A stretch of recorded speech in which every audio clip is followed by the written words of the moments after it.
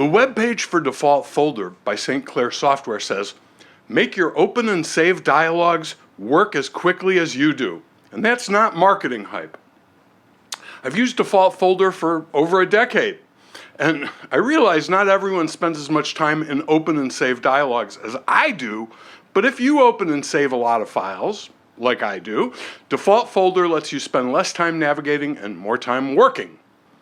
One of my favorite ways default folder can enhance your dialogues is by adding hierarchical menus or submenus for faster navigation. So for example, here's a menu for favorites, my favorites, in a save dialog.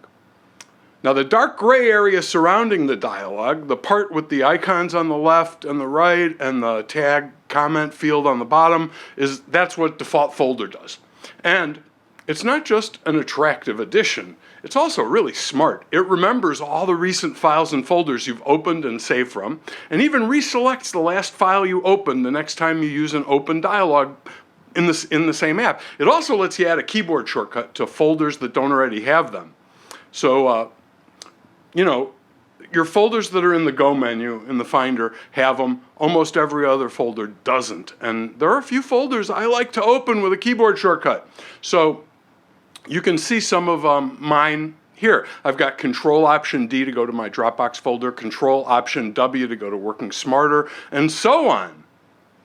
It's easy to create these keyboard shortcuts, and it's easy to specify the default folder that every app uses, individual apps use for opening and saving. It really does save oodles of time when I'm opening and saving files. If you're like me and you do that a lot of times every day, default folder is going to save you enough time to pay for itself in just a few weeks. Just download the 30-day trial and give it a shot. You'll know before long, and well before the trial ends, whether it's worth the $34.95 to you.